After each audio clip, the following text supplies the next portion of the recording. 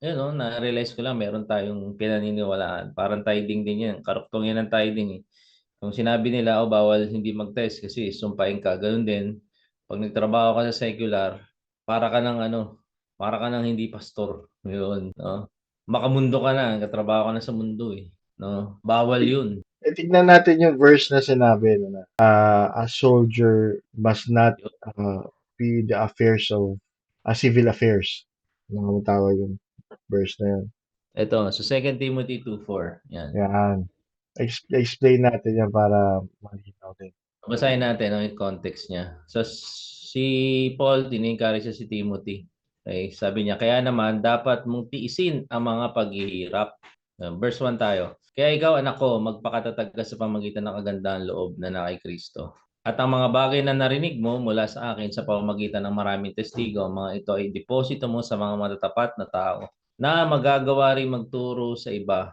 Kaya naman dapat mong tiisin ang mga paghihirap bilang isang mahusay na sundalo ni Kristo. Walang sino mang naglilingkod bilang sundalo ang nakatali ang sarili sa mga kaabalhan ng buhay nang sa ganon ay malugod niya ang pumili sa kanyang maging sundalo. At kung sino man rin ay nakikipagpaligsahan, hindi siya tatanggap ng korona maliban sa makipaglaban siya ng naayon sa patakaran. Ang magsasaka na nagpapagod sa trabaho ay dapat na una sa partiyan ng mga bunga. Pag-isipan mo mga bagay na sinasabi ko, bigyan ka nawa ng Panginoon ng kaunawaan sa lahat ng ito, sa lahat ng bagay. Okay, so maganda kasama yun dito sa ano eh, verse or chapter 1, you know. Okay. Sa May Corinthians kinalaman siya. sa verse chapter 1. Kasi ganito yan, no? When you interpret the scripture, kailangan, syempre may context ka. Pangalawa, kailangan alam mo yung figurative sa yung literal. Okay, so ang context dito ni Paul, ano ba to, 2 Timothy, ini-encourage niya na ipagpatuloy yung mga tinuro ni Paul, no?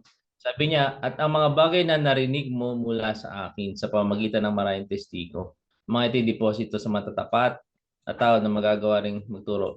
Kaya naman dapat mong tiisin ang mga paghihirap bilang isang mahusay na sundalo ni Kristo. Ngayon, binanggit niya yung pagiging sundalo. Marami aspeto ng pagiging sundalo eh, no? Pero sinabi niya rito, ang unang aspeto ng pagiging sundalo, titiisin mo yung hirap. Ayan, titiisin mo yung hirap. So, mahirap sumunod kasi nga marami kumokontra sa iyo, di ba? Maraming umaaway sa iyo. Titiisin lang natin 'yon. Sabi ni Paul.